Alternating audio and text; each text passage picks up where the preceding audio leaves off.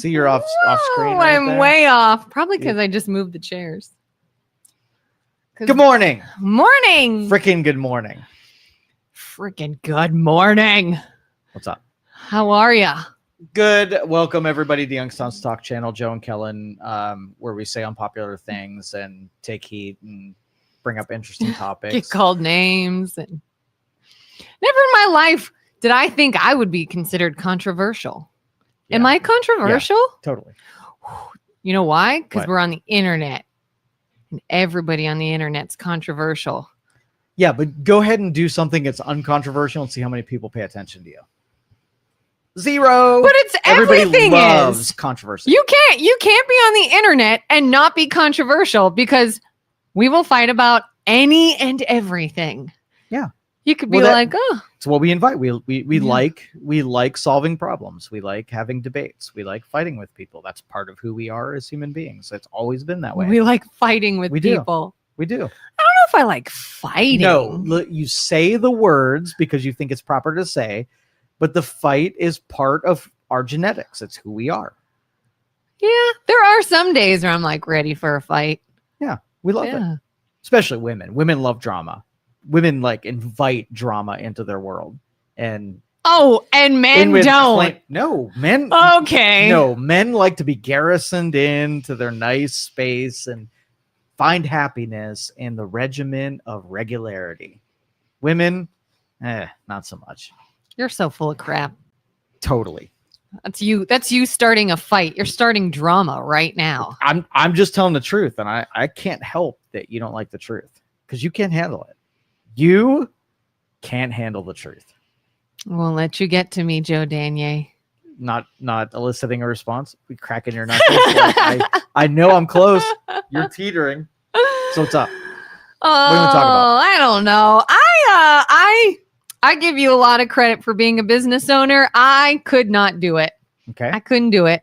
If I had to be the sole not person responsible, but I guess for employees, I think I would be driven mad. Mm-hmm. I couldn't do it. I'd fire everybody. Mm-hmm. And I can't tell if I have unusually high standards that need to maybe come down a notch, or if everyone else is just a lazy, inconsiderate, Selfish, egotistical worker. Okay. Yeah. So like on day one, I told you that was a reality, and you tried to convince me that it was different, right? That most people are good and considerate. I just deal with the facts ahead of me, right? I try to make the best for what is truthful and exists. Yeah. And so like if you would go out on the street and you want to believe that everybody is honest and has integrity. And I'm like, Is okay, a hard cool. worker. Cool. So go out there and make yourself vulnerable in front of people and see how many people take advantage of you and are absolute dipshits versus the people who are like, wow, you're good people. I knew you existed. Yeah. What's the percentage? What do you think? Like you want to think there's an understanding of what give and take is. Mm-hmm. And that there are some people that won't just take, like that saying, give them an inch, they'll take a mile. That's the norm. Unfortunately. Do you think you are that same way? Give an inch, take a mile? Yeah. I don't think so. Okay. I really don't think I am. Do you think you're the minority of the majority? I think I'm the minority. Okay. All right. As long I agree with you on both counts. Yeah. I really see like little things. Like, hey, this has come up and I need to do this, and it might mean that my work day will have to shift and I might have to miss something or whatever. So because that, I'm going to do this. But that's not the average worker. The average worker is like, well, I mean, yeah, I have to do this, but I'm also going about my business how I normally would. Okay, so now that you know the majority of workers are sort of like self-interested in, selfish, they are improper, they lie a lot and whatever. Now, if you found out that the workplace exploited all of those people and took advantage of them, who would you have sympathy on? The employer who just did the best with what they could, or the employee who was exploited by those evil bastards?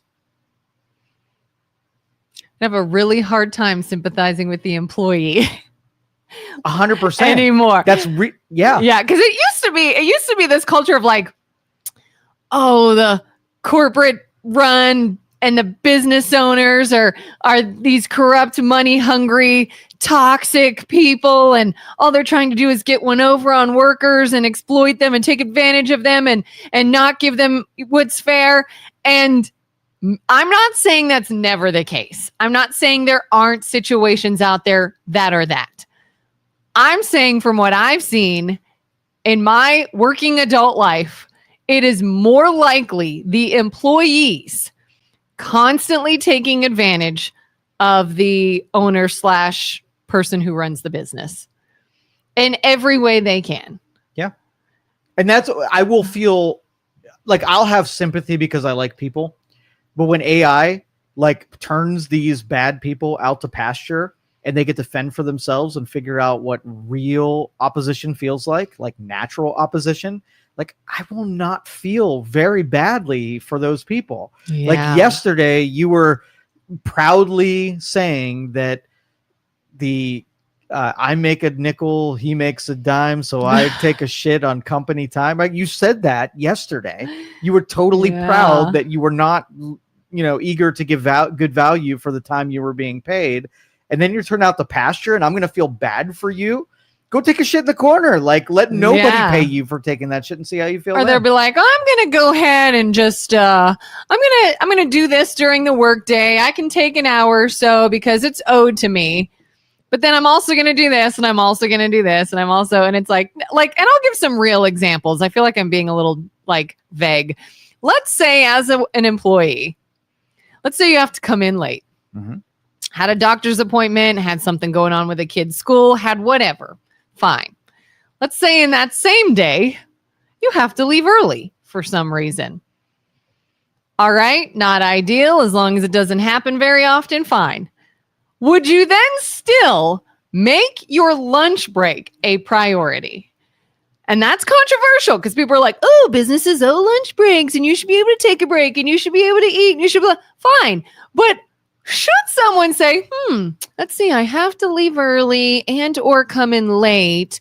I'm going to pack my lunch and eat at work and do things in between. Or no, that's already owed to me. I'm already going to go ahead and take advantage of that. And I'm going to go ahead and take it here and take it here. That drives me insane. And I feel like I sound like an old fogey. Like, ooh, back in my day, we worked hard, and maybe I do to some people, but that is so regular and daily. And I'm just like, I can't. I don't want to pull my hair out. Am I just an old fogey? No, you are basically coming to terms with what I call parity, like a 1-for-1 relationship between what you owe and what is owed to you. And we have a good relationship. We go to the grocery store, and if you give $1, you get $1 worth of goods. And you understand that trade is really good, right? Yeah. Because both people got to win.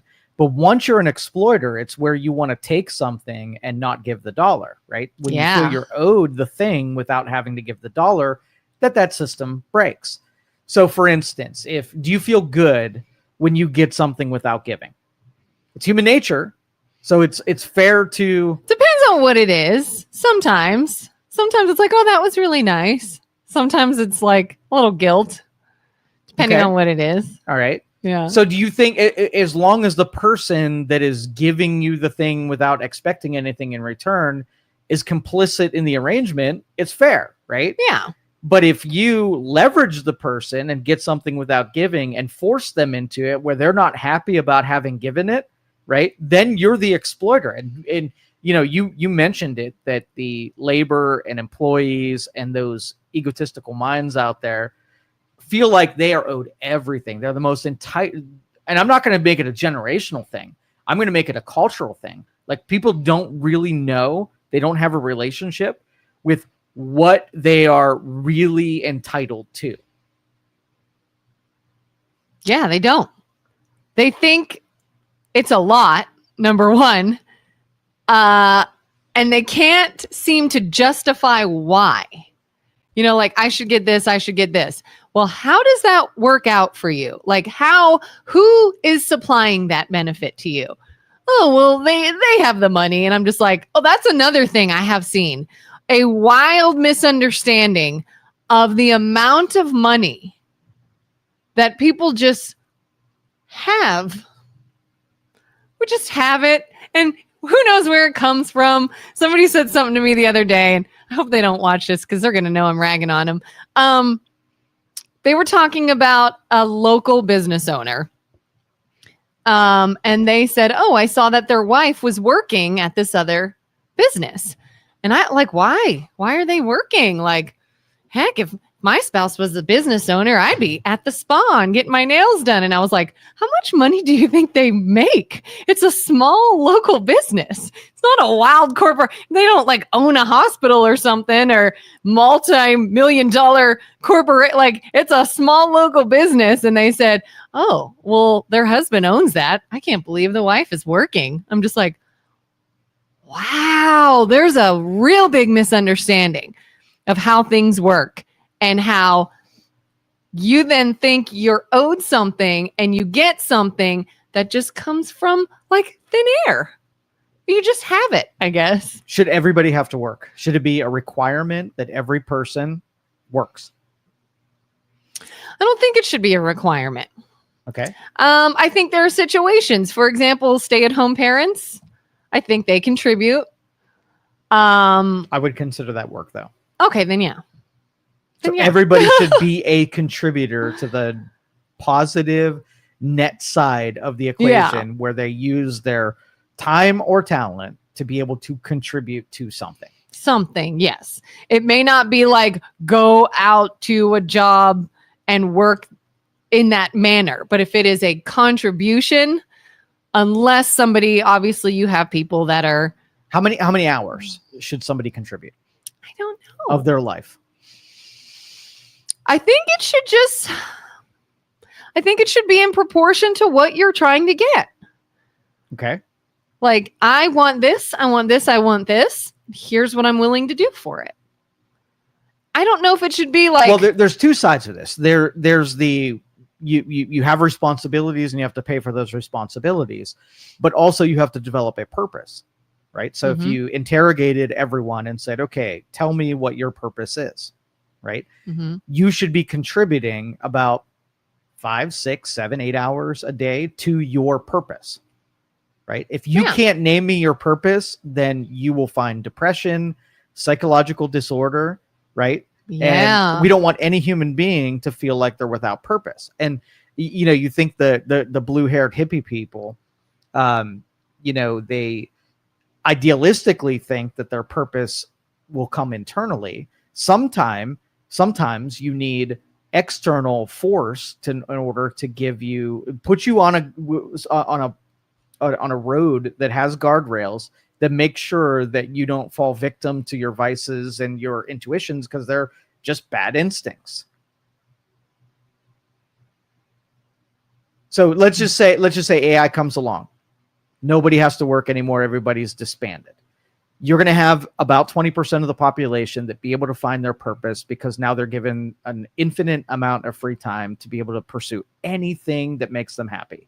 And you're going to have 80% of the people who just destroy themselves and everything around them, right? And so... What about when your purpose and what makes you happy is also replaced by AI?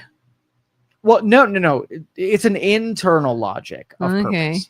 All right. So you can sort of like keep dividing the atom until you get down to the quark that is what makes you happy, what you giving into all of your wants, desires, and needs. And you'll find that seed of why you might express it in a certain way, but it all boils down to, what your purpose is. And, I think a lot of people are working in industries that don't serve their purpose at all. And so I'm cool with that, with them feeling like they're misplaced and they really need to figure out what makes them tick. So because, all right, so there, I think in terms of mathematics right now, the problems that can be solved, right? And the people that were born with the innate knowledge or talent that could solve that problem and are right now investing in doing something that's completely different than what they were born to do, right? That is probably the majority of people. And I also believe a majority of people haven't even thought through what they're supposed to do, and they don't give two shits because they're serving all of their vices, and all they're doing is taking, you know, pleasures, simple pleasures in life, and they're just a wasted vessel. Well, how do you feel about, there's a lot of those people out there, like we would call them starving artists, like people that are like, I want to be a musician, I want to be a filmmaker, I want to be, but that's just not paying the bills right now. They have to have the job that pays everything, but it's not what they want. It's not what their passion is. It's delusion. How so? Well, you have to take all of the elements, not a stubborn set of elements. Okay. So there's two parts of this. If whatever it is that you do requires a circuit connection with other people, you have to count for that. So you can serve both of those masters, your free expression and the demand for that expression. I just went away. There I am. That was weird. All right. So if you don't take into account, then you have basically written your own story. So I want to make art that no one likes, right? If there's just a truth in that, then I'm going to say, okay, if you take on this pursuit, you're going to be able to do whatever you want, but nobody's going to buy it. You got to be cool with that before you start the endeavor. So we'll take a photographer. I meet with a lot of photographers for some reason. And you know what the thing they don't want to do most? What? Graduation photos, right? Most plentiful. Everybody gets photography taken, and they absolutely hate it whatsoever because there's zero expressive. They cannot put their talent or their ability. It's just sort of cut and dry. It's an invoice is going to go up and the check is going to get cashed, and there's nothing in me on that photograph, right? So the utility of what they do means that you have to account for what it takes to keep the lights on. And what it takes to feel like you're expressing yourself. So if I'm a dipshit and I want to take pictures of ducks and I feel that's my purpose. Wait a minute. Why you got to be a dipshit to enjoy that? It's a dipshit thing, right? Because it's a dipshit, because I know going into it that I'm going to feel that because I'm expressing myself, everybody around me I'm entitled for the attention, even though knowing if you consult me, and I'm going to tell you, yeah, if you just take pictures of ducks, you're going to sell zero things, and you're going to fill part of the formula, and you're not going to fill the other part of the formula. Go for it, right? Yeah, maybe they just really like ducks. Maybe they like ducks, and that's fine, as long as you don't complain about not being able to pay the light bill because you pursued something that doesn't pay the light bill. So you're saying don't be like, I can't believe I'm not making a living off of my duck pictures. Yes. So if you had a 5-year-old and all they like this chocolate cake, right? Chocolate cake is delving into a thirst, right? And you as a parent saying you're going to have to make some concessions where you can take the thing you want to do and make it a small portion of what you do for the enjoyment's sake, but you also have some responsibilities to do things that your body needs, not just what the body or the mind wants, right? And so if you're like, okay, well, let's take both parts. Chocolate cake, I want to be involved in this formulation, and it needs to be about 20% is the magic number. I don't know if you noticed this, but I go 80-20 on a lot of things because it's a naturally occurring ratio of things you want need to be in increments of 20, and 80% needs to be stuff that you are making concessions. You know, they're necessary. You know, you need to work out, but you don't want to, you want to veg out. If you go 80-20, you're always pretty much going to be right. So if you eat 100% chocolate cake, you're going to have some consequences to pay. So when you don't feel good and you're ill and your healthcare costs a lot more than it does other people. Yeah. I can point back and say, oh yeah, you did everything you wanted, and that what you wanted cost you your health. That was a trade that I could have told you would happen in the very beginning. So if you want to take duck pictures, cool. Make it 20% of what you do, and 80% is the concessions to be able to keep the other responsibilities and disciplines that you have. You have to do 80% of what you don't want to do to get to 20% of what you do want to do. But the entitled generation, or the entitled group of people, they want to do 100% of what they want to do. And then they just want to complain and create the drama in what they don't get because they don't have the disciplines of the Pareto formula. And what it is too is they realize, oh, I can only do 80-20, 80% what I have to do to live and support myself, 20 of what I just enjoy. But they blame that which is the 80 like it's their fault. Like, you're the reason I can't be doing more of over here. Again, that's why we're at our worst, is because we have a mentality that it is the pursuit of our own. It's only us. And when you can almost guarantee that if all you're pursuing is you, right, you're going to go wrong. There's going to be a big cost to pursuing only you. Yeah. And because that's sort of like the vice that is the gateway drug to all of the other vices, is when you have completely, what was his name? The guy that looked in a pool of water and he fell in love with his, is it Narcissus? Yeah, it sounds like narcissist. Yeah, when we have all Narcissus out there, yeah, their only pursuit is the vein. That's what you get. And it's not even the employee-employer dynamic. It's the customer, the consumer. It's everyone. Like, you don't have to parse it out. It is literally everyone. You either have, you have sort of like a motive for leadership, the people who are pulling the strings and running the machinery. Either you churn out good people who have a relationship with value, or you have a bunch of people who are just looking to prosper themselves and don't care about anybody else. My big criticism of those who want to rip theology out. Theology is really the only philosophy that I know of that ingrains in people not looking at themselves, not what's in it for them, not looking how they're going to prosper and everybody at the expense of other people. Mm-hmm. So you rip theology out, and what did you freaking expect, right? Then have a bunch of people who are just doing personal pursuits rather than looking out for other people. Yeah. So agnostics, atheists, I'm looking at you. You ruined everything, and F you. Yeah. I mean, even romantic relationships. You hear people say, oh, it's 50-50 or it's 100-100. To me, a successful relationship is just two people willing to do whatever the percentage is necessary. If you can't give, I don't know, 80-90% today, I will. If you can't give this, if this is all you have, I'll make up for it then. I'm not putting it's 50-50, 100-100, whatever, every single day.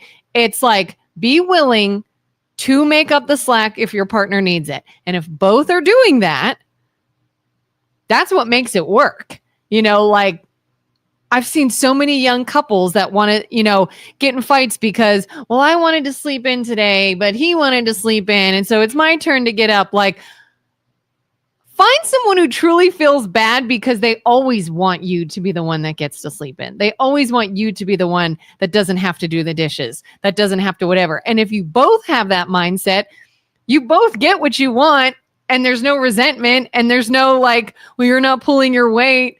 Just be two people willing to always be the giver, and you will find you will also receive in that.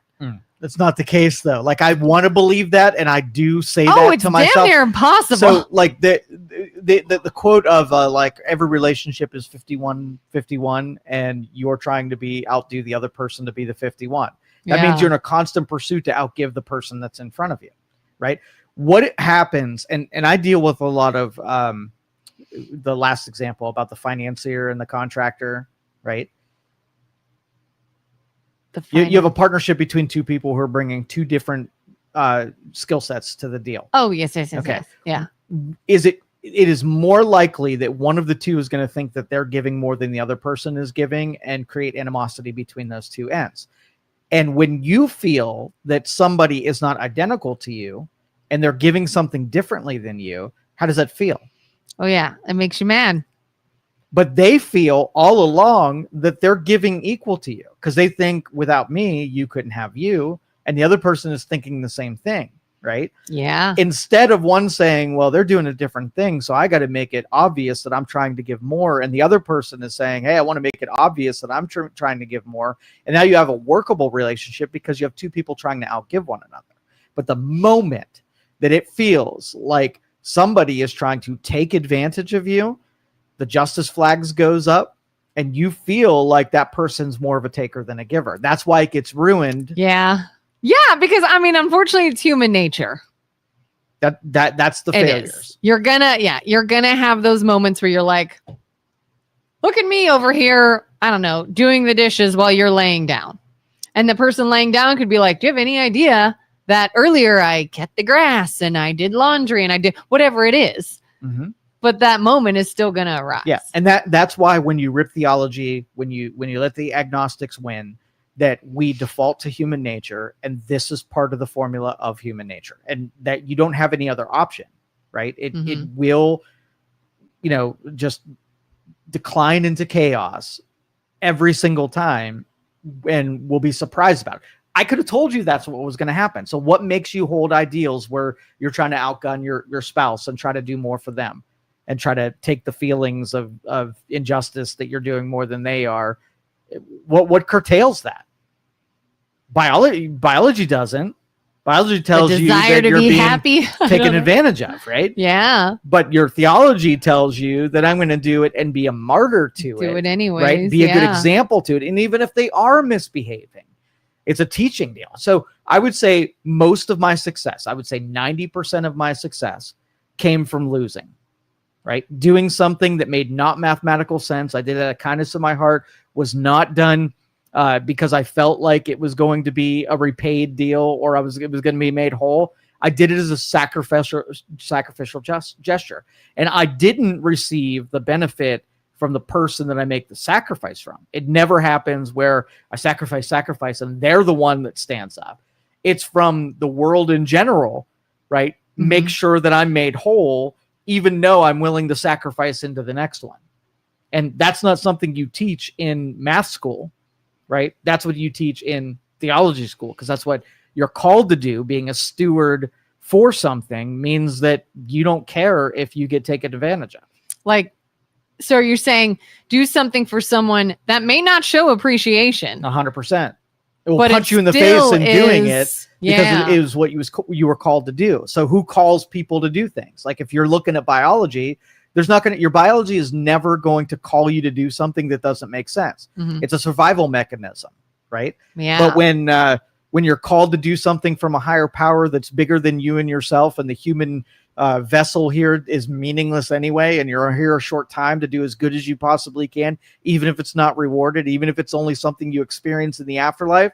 All right, well, I'm willing to do a whole lot more when I have that as my goal, rather than something like, how am I going to be repaid Tuesday for the sacrifice that I was only willing to make for 30 seconds until someone gives me a pat on the head and tells me I did a good job.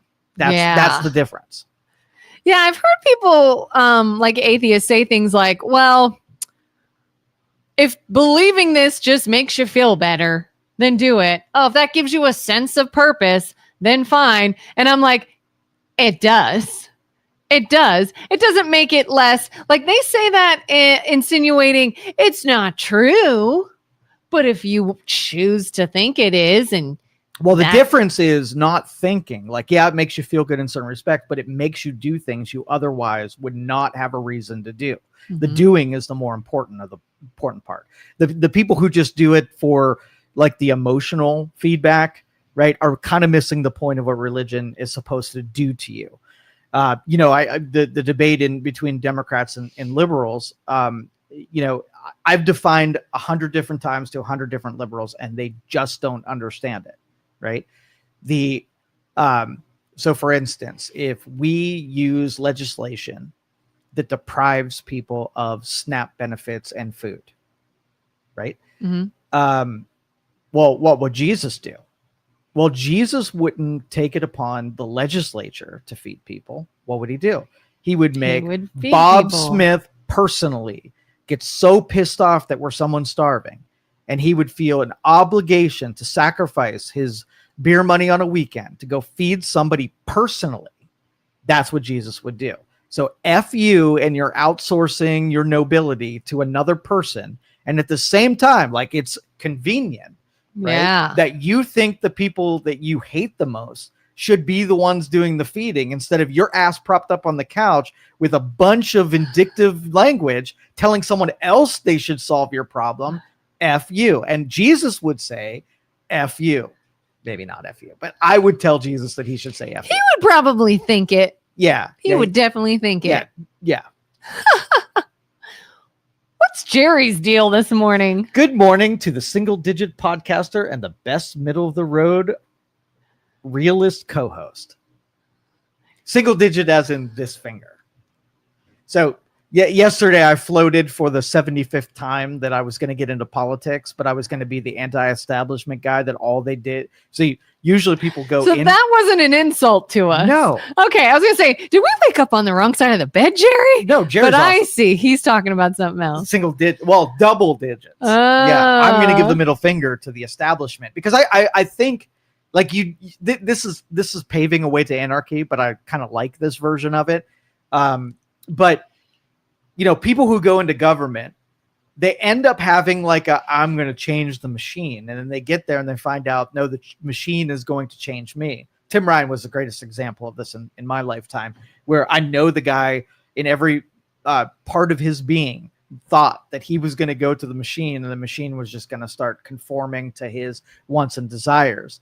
And then he was like, oh, if I want to be effective, then I got to do X, Y, Z. And I got to double back on some of my principles, because even if it's not as good as I want it to be, at least I can make some change, even though you start being complicit in the machine's bidding rather than your ideals affecting the machine. And I think it's dangerous. Like if I went into politics, I would be destroyed in 39 seconds because I am stubborn as hell.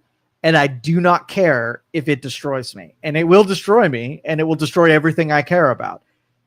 So that's the only reason I'm not. You think? Yes, 100%, 100%. Well, I think politics could destroy anybody. Yeah. For half of a second, I was like, could I go into No. I don't even need to finish the question.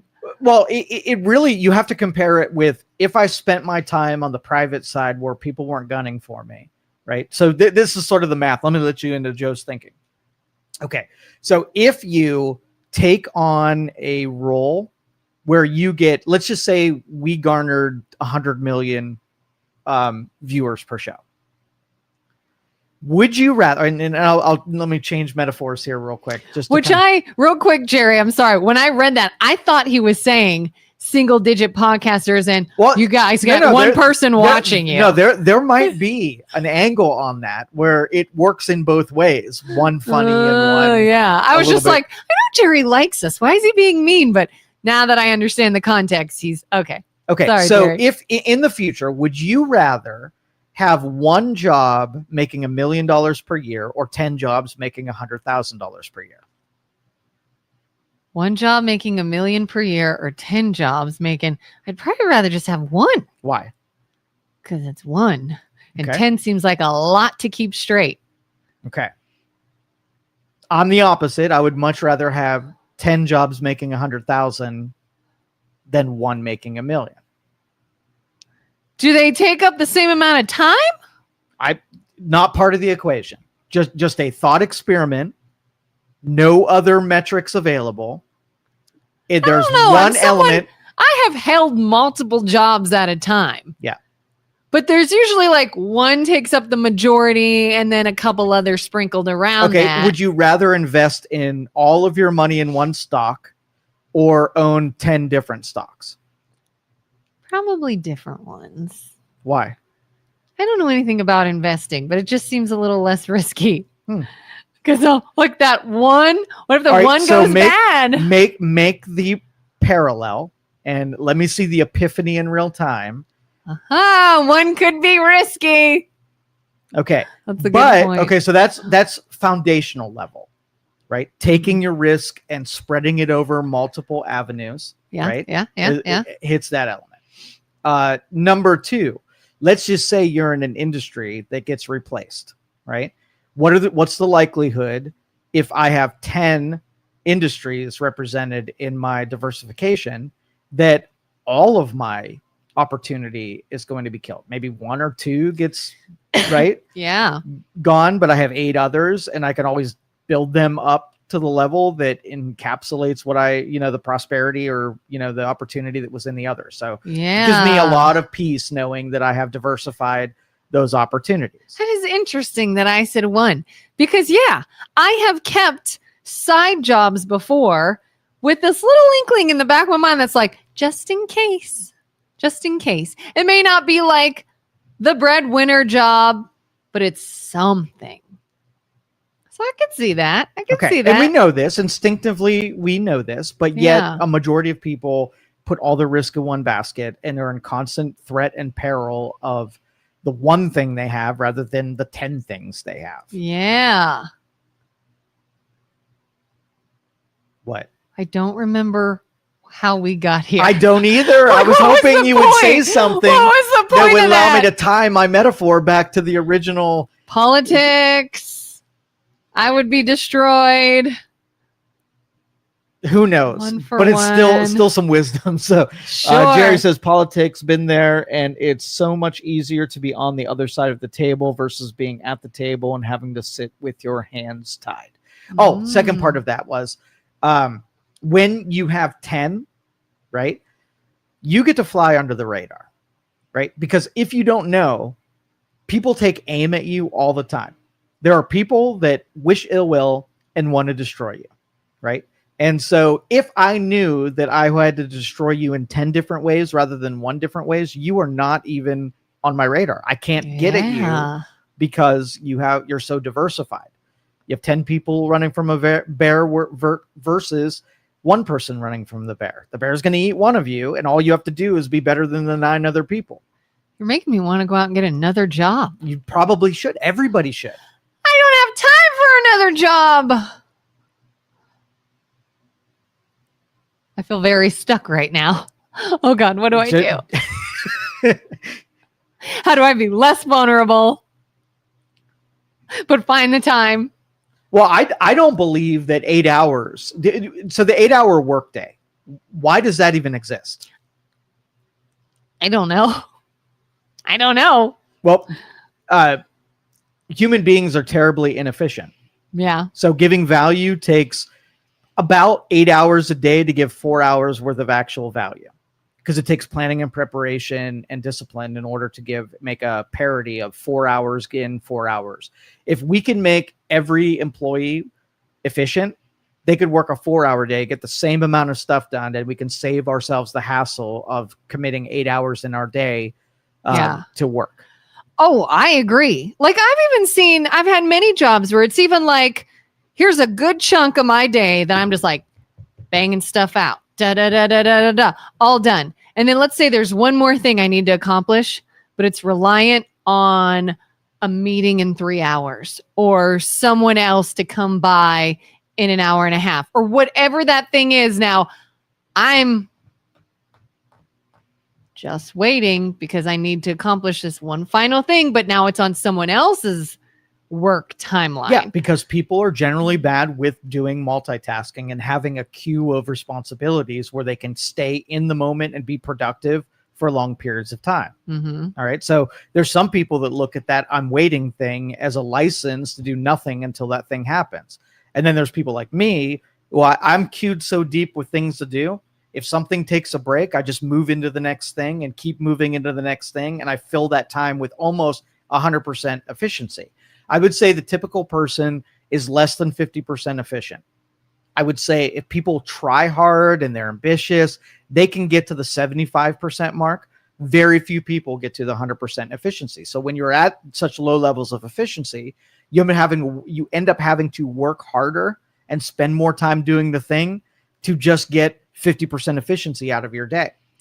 How do you feel about businesses that are serving the public in an open kind of just come in manner, like restaurants or something where you have this open 9 to 5 or whatever, 12 to 9 or whatever it is, because someone might come do business. Right. So you have the front counter at a restaurant, right? So a person has to stand there and wait for someone to come in so they can be seated.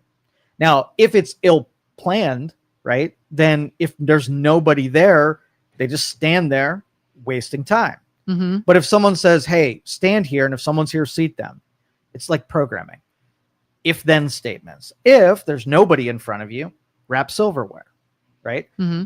If silverware's all done, sweep floor. Mm-hmm. If floor swept, clean glass.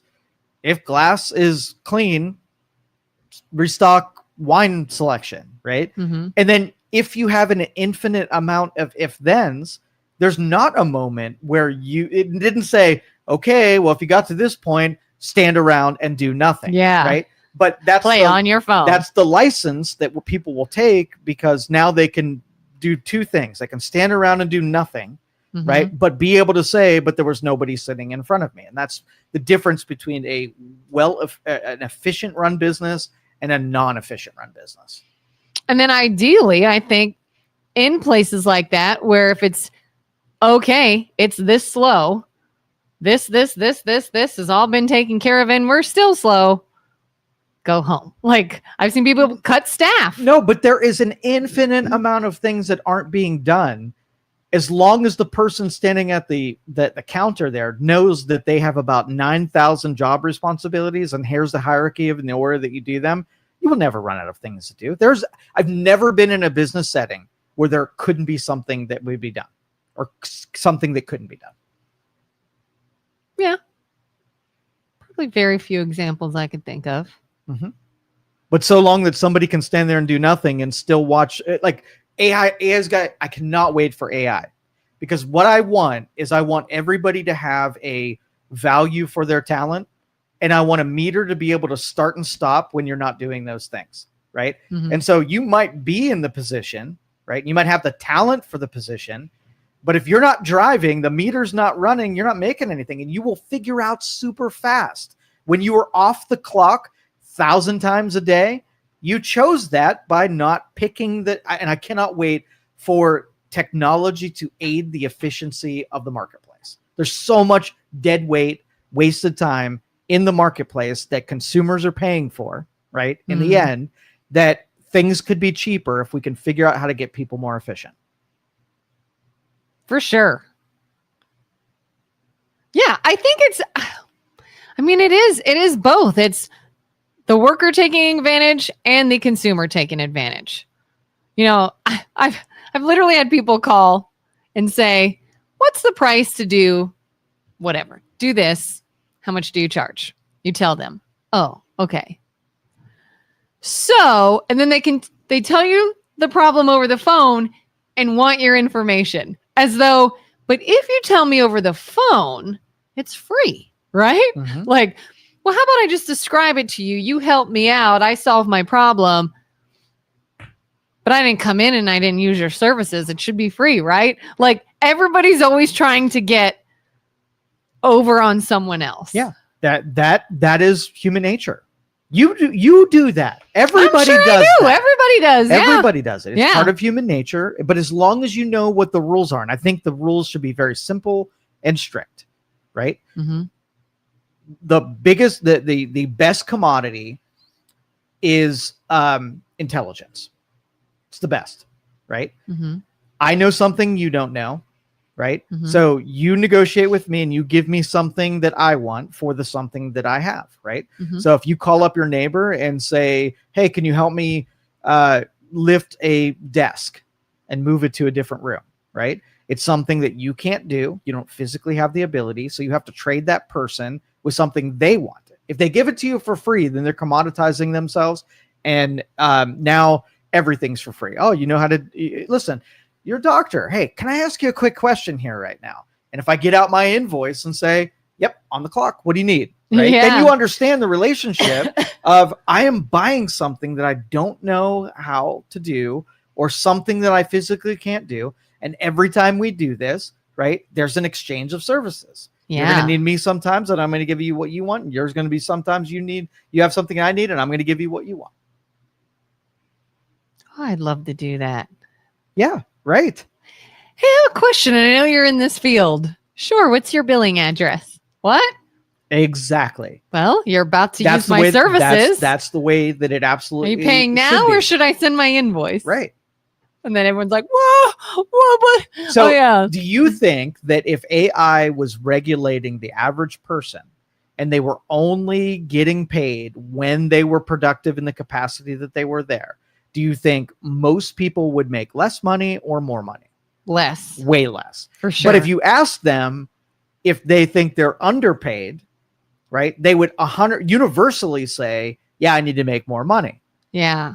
When they are pissing away time they're already being paid for doing things that are not part of the negotiation. Oh, because it's owed. That's right. How do you feel about people that expect raises over timelines?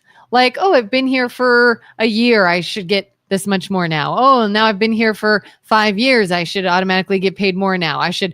Do you think there's anything to that? Is it more based on like the market and what's happening? Or do you think it matters that it is just their timeline? I think you got to look at an asset as appreciating or depreciating. So if you had a car is sitting in your driveway and you owned it for a year and you measure whether or not that car is worth more now than when you first purchased it.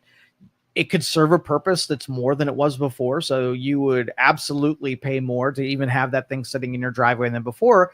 And there's some where it's just a drag and it's just an anchor. And I think every negotiation, it would be really, and I think the double-edged sword here is that if you what would happen if someone came in, right, and you did a reassessment on their value on something, and you were like, okay, we're going to do an honest, whether or not you're doing more or less, whether you're smarter or not, where you add more asset, and every time that you went in for a raise, it could go the other way. And you could then be offered less money for what you were doing than more money. So long that you're willing to reassess your value, then you got to be willing to accept the metrics about how you become better or worse. And it's not just in the time being served, it's also the value that's being offered. Yeah, because I think there's definitely something in sort of going in, if someone's trying to negotiate a raise and saying, here's another duty that I have that I didn't used to. Here's another skill I've developed that I didn't have before. Here's some way that I brought in a profit that I wasn't doing, or all these different things. But you also get these people that are like, well, I've been here for so many years. Right. Did anything change? But that's part of the negotiation. Obviously, you are going to negotiate on your behalf, and then the employer is going to negotiate on their behalf, and you're going to make a concession somewhere in the middle. Yeah, they might say, well, it's showing loyalty. I didn't learn anything new. I haven't done anything in addition. All those things it's loyalty, and all what's of that those things to have you? value, so long that you're negotiating with someone who can also throw things out that you're probably not going to like to hear as much. Yeah, like what their counter. That's could why be. I like AI, because it's going to be uniformly applied and all of the measurements are going to take into account. And so if somebody's number of years of service are entered into the agreement and that's super valuable when compared to entering someone right out of college, then that is part of the measurement and fair value is taken. So I think there are a lot of people that are underpaid, and I feel like there's a lot of people who are terribly overpaid. AI writes that by making everything congruent and uniform. Yeah. Some people are going to really hate that version of it, and some people are going to really like that version of it. Robert says that is assuming that the two are different. The worker and the consumer are the same person. That is what makes the issue complex. Not at the same time, though. The worker is part of the packaged product, and the consumer is the person that judges whether or not that thing is worthwhile to trade their time in for. So you can have the workers that are also consumers. You can say that employers are also consumers. So it's really the people that are buying the end product that are in a majority control of that. You go to the grocery store, you buy something, it costs so much. You have to figure out whether or not you're willing to trade 2 hours of your service in order to buy that thing. And if you want it big enough, you pay for it. If not, you don't pay for it. And then the people producing it have to figure out to give it in terms that you're willing to accept. End of story. Yeah, kind of like when I teach my kids, hey, you've got a little bit of money and we're at a store and they want to buy something. I'd be like, Do you want it badly enough that you're going to take that money you've been saving and spend it on that? You want it that much? Yes, but then by all means. And if you get home and it's cheap and it's dumb and you're bored with it and you have no money, that's a learning. Yeah, learning converting situation. it down to the actual cost is helpful too in those 15-year-old brains, right? When you say, hey, this thing, if somebody makes $20 an hour and you're paying $40 for something, would you right now go take a job and work on something for 1 hour and then take the time to product and make that exchange? Would you pull your ass out of bed and go do it? And if they're like, oh, absolutely, I would absolutely work an hour for that thing. I want it so bad. But when you're like, I'm going to go to a restaurant and pay $100 and figure out that I had to work 5 hours to enjoy that meal, it changes it a little bit. Oh, yeah. I was just talking about this the other day. I get so angry when my food is wrong sometimes. And I used to think, oh, am I just a big back and I like to eat? But that's exactly it, is when you go out to eat, like that is your experience that you're paying for. Mm-hmm. The food could be expensive. I got food at home. I'm doing this for the experience, for something different, for something really good, something maybe I can't make on my own. I don't have to cook.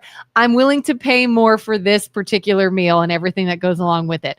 So when it's wrong or bad, do you get more angry when you feel like you wasted your money on something and maybe something more than another? Well, everybody's had that experience, and I sort of internalize that and say, when I'm in a service capacity, I want to make sure that I'm serving those people with that same, take those feelings and how I felt when I was misserved, and make sure that anybody who's dealing with me doesn't ever feel like I took them for granted and I misserved them. So it's a learning experience. And a lot of people who misserve their employers, right? Yeah. Will complain when they're misserved when they just did that freaking yesterday to the person that was paying their bills. And so it doesn't square with me. We're all just a bunch of hypocrites. Yes. In everything. 100%. So what do we do? Join me in the cynicism that unless theology makes its way back into culture and drives people to become better and distance their every motivation outside themselves, we're effed. And when you say theology, yes, are you being synonymous with religion? No. What would you say are the differences? So anything that you don't have a complete understanding, origin of life and what your purpose is and what you should be doing, all of the answers that none of us actually have, giving it up to that higher power to help you sort of like compute thoughts that your brain is not capable of deciding on its own. Your brain is going to tell you what matters to you and what's important to you is the things that benefit you. Mm-hmm. Theological brains, things that are outside of you and your family and your neighborhood and your city and state, means that you're serving a power higher or a purpose higher than you and what benefits you. Take all the money that you have in your bank account and send it to someone who's in need. Yeah, but what about my bills? Well, the theology says you're going to be cool. You have to trust and have faith that if you do the thing that's being asked of you of a higher power that's in control of everything, right? Mm-hmm. You're going to be okay. And then you have to be able to suspend the mathematical discrepancy between I'm not having, I'm going to give, and I'm going to get fixated on the damage that I'm going to take by doing the thing that makes absolutely no sense, but I know is necessary to making the higher power work with other people. I know some people that have said that and it could be giving to a church, it could be giving to whatever. They had this giving that they did religiously, mm-hmm. And have found themselves in a situation where money got really tight. They didn't think they'd have enough money for their bills or what they needed. And they're still like, I'm going to just keep the faith and I'm still giving to this thing. It's something I don't have to give to, but it's the right thing to do. And I know I could really be jeopardizing my own well-being by continuing that. but I'm going to do it anyways. Mhm. And they've all said, and I've never run out of money. I've never suffered. All. Name me a person that went bankrupt because of their charitable giving. Name me a person that did what they thought and they didn't make it out. Didn't get to the other side. And if you're in the chat, right, and you were like, I gave and I was never made whole, and I was left with nothing. 100%. All of the people that I know, even personally, like the things that I have done, the higher power, because I was a good steward with it, made sure that I was whole in some fascinating higher power way. I'm batting 1,000, and I know people who would never do that controlled things in their own terms, using their own instincts, that are always at odds with those things. And you can even, and it can look different ways. Like I tried an experiment one time, and it's not like, no, I didn't get down to like my last dollar by any means. But there was a month where I was like, oh man, we had a lot of things come up, and waiting for that next paycheck was like, oh, getting increasingly more uncomfortable. Like, oh, I don't know. We got to cut all spending for the next week or two. And I thought to myself, I'm going to experiment. I'm going to step out of my comfort zone. I'm going to know, this is a really, really, really tight week or two, and I shouldn't do this right now. But I'm going to take a chunk, not a little bit, a chunk, and give it to the church. Mm-hmm. Knowing full well this is a risky move, and I am going all in on faith here. Mm-hmm. I'm going to say this is going to work, and I'm going to be good till the next payday. And I did it. And what did I do at the same time? Made sure we didn't go out to eat. We ate what was at home. We didn't buy anything unnecessary. Don't go driving around, watch the gas in the car. So somebody might say, well, what that did is make you hyper focus on anywhere else you could blow money, and you didn't. And that's why you were okay. Fair. How's that fair? How's that fair? Well, I was going to say, or is that the higher power saying, thank you, here are some things I need you to focus on. I wouldn't have focused on those if I didn't do that. When I refer to the switches that flip when you behave in a certain manner, those changes out of the norm are part of the process. That is the switches being flipped. You get different instinct, different intuitions, right? Mm-hmm. When you behave differently. And that faith allows you to step and do things that you normally wouldn't do, which then leads to an outcome that you normally wouldn't get, where your mathematical brain would be stay in my pod, do the same thing, and have the lack of peace that I've always had. Right? Yeah. My husband told me he was so proud of me. So I love home decor. I love it. Like, I love walking around Hobby Lobby and TJ Maxx and any place with home decor. And I wouldn't say I just like buy everything I want all the time, but I probably spend money when I shouldn't fairly often. But you really will have a reminder that you're supposed to live, love, and laugh. Right? Yes. You've got that nailed. That's out now. I don't buy anything like that. That's totally out. Anywho, so I remember thinking one time I was in this position because I have multiple jobs, and I was seriously considering giving up one. And I told myself, I don't want to give it up. But what I'm going to do is, if I can make it work and I can keep that job and everything is working and everything's good, I want to give more to the church, give more to charity, whatever. So I'm going to take a leap of faith and say, I'm keeping this in order to have money to give. And what that looks like is, when I go walk around and I see my pretty things, I sometimes have to say, hi, pretty things, and leave without buying. And my husband told me one time, he's like, I can't believe you just walked around the store and you didn't buy anything. I picked up a couple things and I put it back. And I said, I know I don't need that. I don't need it. It's not going to make me happy for longer than a couple of days. It'll be out of season in a couple of weeks, and then it's going to sit in the basement, and I don't need it because I need to make sure I have this money to give. That's why I'm doing this.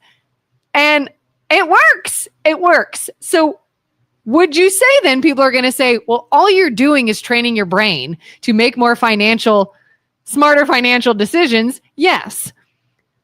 Is there faith in there too, or the higher power also saying, I'm making you realize this because this was your goal. This is what you wanted. So I'm helping you stop yourself, realize. That's the difference between associating like faith and magic versus faith in programming, right? Yes, faith makes you do different things. It's not like a magic wand and you get the thing without putting the effort and doing the deeds that are connected to that thing. The whole point is to do the things that don't make logical sense, doing them anyway, and then you get a benefit that you otherwise wouldn't have gotten. So that's not an argument against faith. That is an argument for faith. I mean, in that instance, you're doing the logical thing. You're saying, if I do this, I'm going to spend money unnecessarily. And if I don't do it, I will not spend money unnecessarily. So where does the higher power come in? Because it controls your actions, because they're not believing in things like our relationship with what we do is that one-to-one parity between what we get of value and whatever. It's a completely one-for-one endeavor, right? You go to the grocery store, you give $1, you get bread, you take it home, you have the bread, right? There was no emotional connection to that, right? But there is an emotional connection to taking bread that your kids are going to need to eat, and you're going to give it to the guy that's on the street that doesn't have any food whatsoever, and not thinking for a second that this action is going to deprive you, knowing that because you're doing what you should do, giving the bread to that person, that everything's going to be all right with you. And that make you take 5,000 other steps that if you were just in the go to the grocery store, get the bread, you would have made the sandwich, they would have got their thing. You wouldn't have changed at all and went out of any kind of, discomfort or the risk of a discomfort for doing an act that makes sense on the theological level, but not on the personal level. So knowing that personally, I'm not going to benefit, but somebody else will. Somebody else will. Do this. You do that thing, the switches in your brain get flipped. Now you're not looking at you and what's in it for you. You did the right thing and everything is made whole 100% of the time on your end. And then you basically have to stop worrying that you're in control of certain things, giving up those decisions to a power that is outside of your brain, because your brain is rather limited. Not just you. I've been messing cut at you. I got what you meant. Most brains are really limited. And when you open yourself to that higher power, you just behave and act differently. So Jerry says common sense, wants and needs are a great way to live, and charity is a psychological decision, feeling. Common sense versus higher power had me do this. How do you... I'm trying to like think of things from like an atheist perspective, or somebody who's like, there is no higher power. This is just how our brains work. So let's make our definitions known. What is higher power? To me, higher power is like a God, a creator. Is that what you mean by that? Well, no, I mean, it matters because when you say that, we assume everybody thinks what a higher power is. Some people think it's a specter that lives in the clouds. Some people think it's what you said, where there's a creator and a God. Some people think it's an alien. Right. So that matters. Yeah. I don't think it's an alien. No alien. No. A creator of some sort. Okay. So you're working on Microsoft Windows. You're on your computer hitting a keyboard, right? You're using it. The function of using Windows 11, right? That's your experience. Now, there was a guy named Bob who created the icon that you clicked on. He was the higher power, the one level above you, who created the icon or wrote the programming or made the script or made the actions happen. So when you say, I'm thankful for Windows 11, you are by proxy thanking Bob and his contribution to a power that's above your perception, what you get to experience on a daily life. If I picked you up and took you to the Microsoft engineering office and you got to sit with the cubicles of the people writing the different things and how it's orchestrated and how it's put together and how it's put together as a product for somebody to enjoy, your perspective would change and you would know that there was a lot more than the clicking as an appreciation for what you experienced. Yeah, right? You're like, well, I did it. I clicked it. I went on the program and I made something, but you didn't make that program. Right. So the relationship is when you believe in something that is of a higher power, you're acknowledging that people created your experience. When you're looking at the personal level, everything that you know is what you can see, what you can sense, what you can feel, and what you've experienced. If I were to tell you that there's a function in Windows 11 that you'd never experienced, you wouldn't believe in the part of the higher power, and you would have no appreciation for that thing. Well, the engineers who had to connect all those things together would have a complete appreciation for how everything works and what benefits the users end up getting, and so on and so forth. So the separation is when I say that there are things that we will never know. There is no God office. There's no God engineers. There's no people that you're going to come in contact.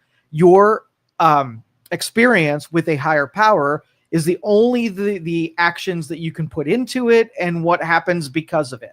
That relationship is called faith, right? Mm-hmm. And you do things knowing that it's not a one-to-one deal.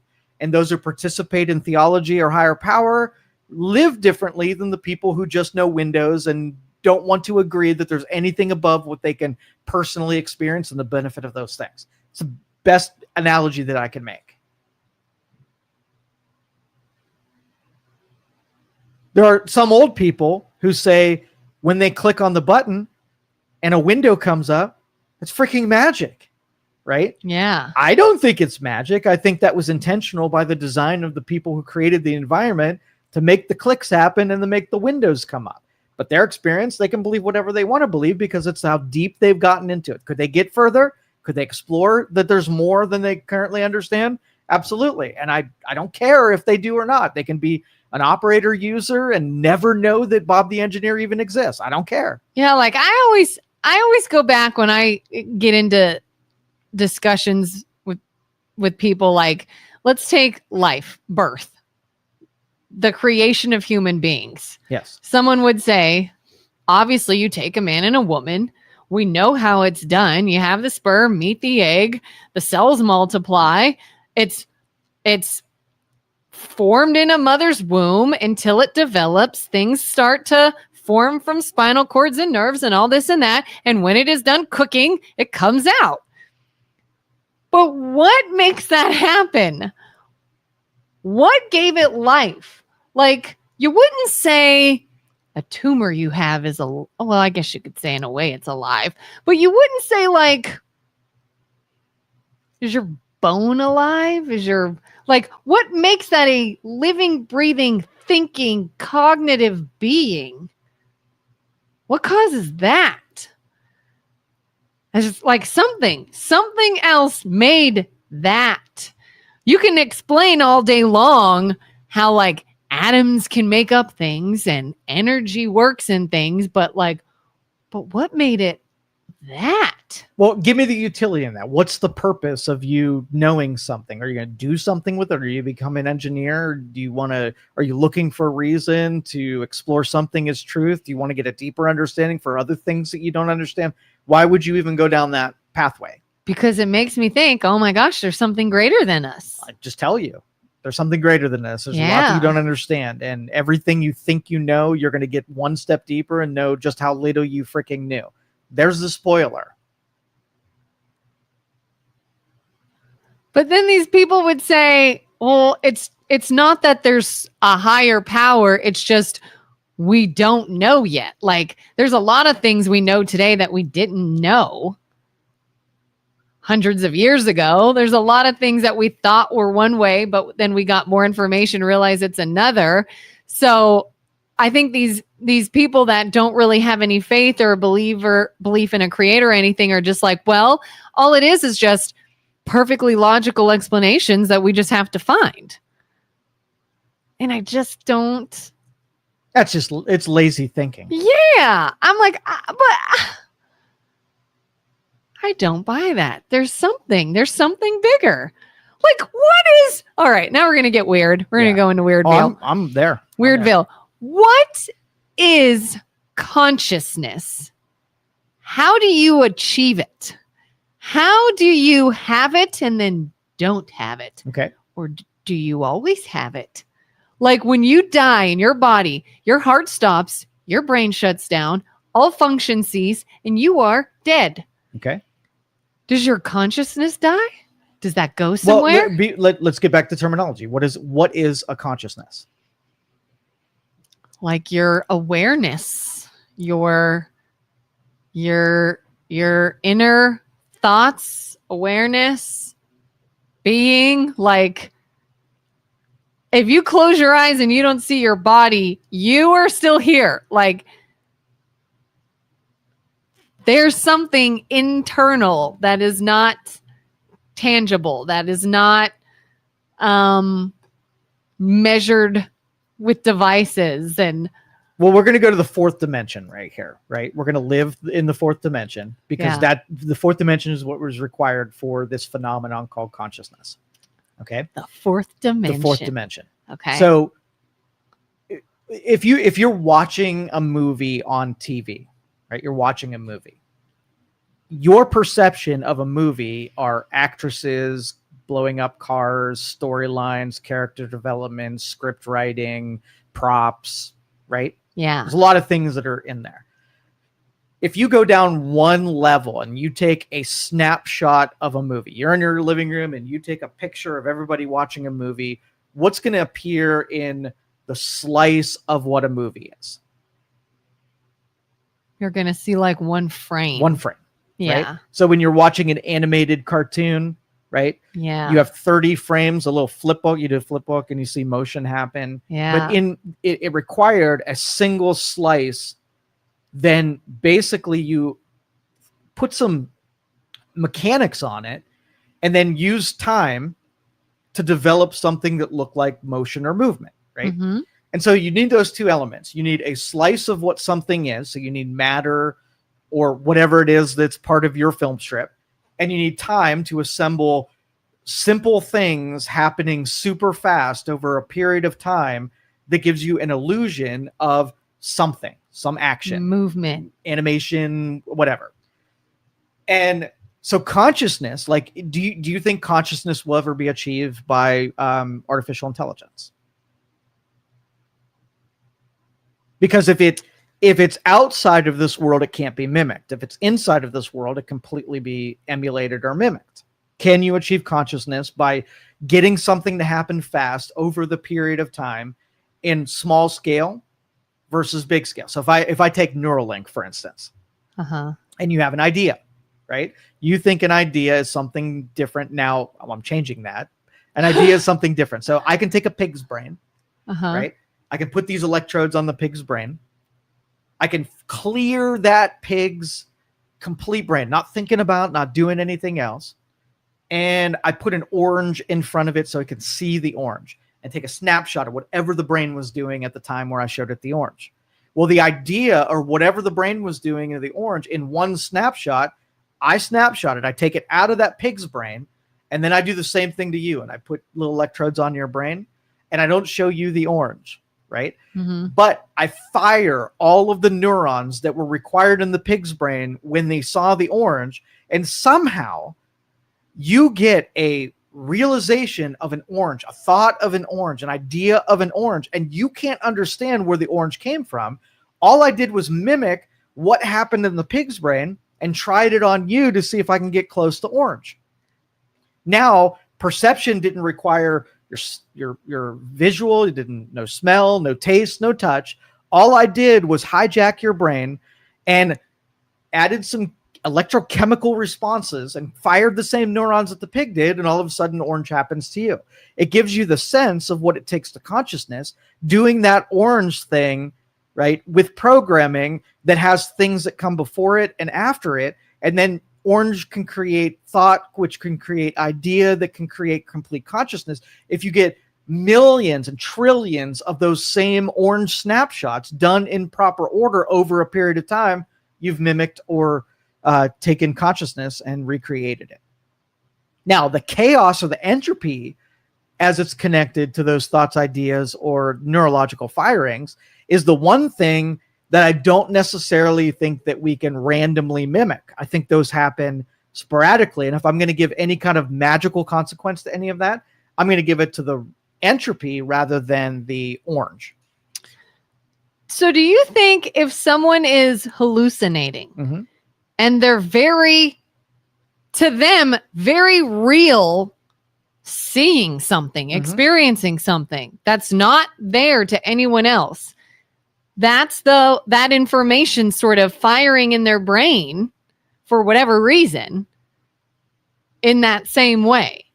You know, like I was just watching an episode of the Monster, the Ed Gein story, and he was hallucinating that all these prisoners were running past him. And to him, very real people running past him.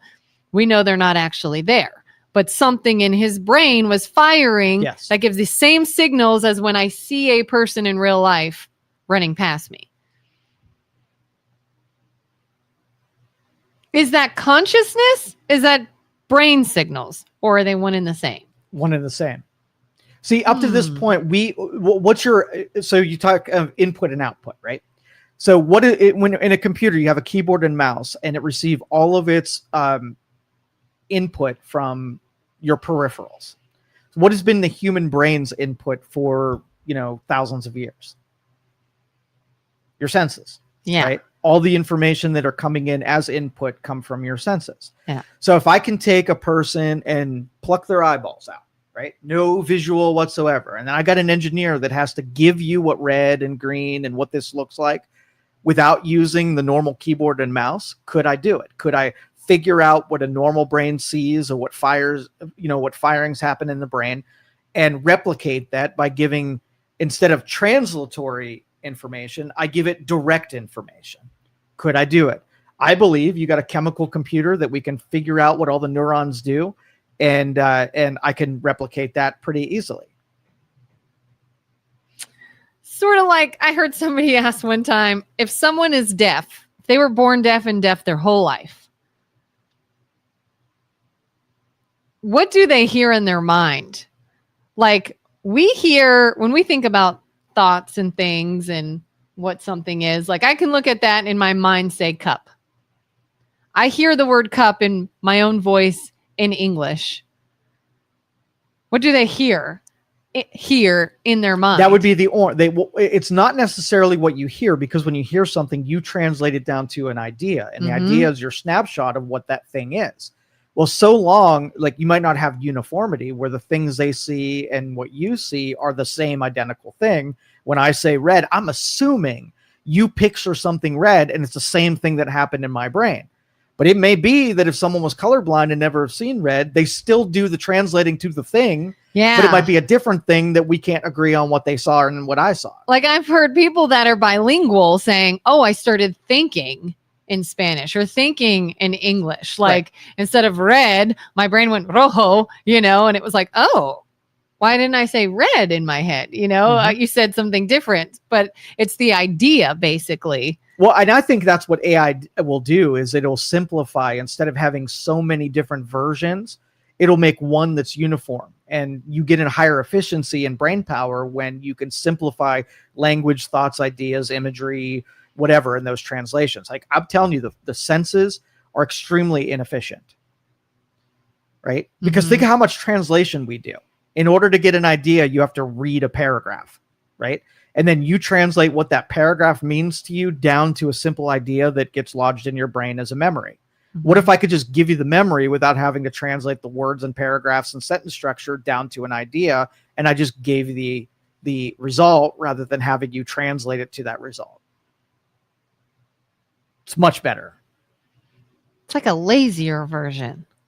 Yeah, it would be lazier if you didn't use that brain capacity to do higher things, right? If you can only do 30 things at a time through your brain, and I made all 30 of those things 50% more efficient, you can do more.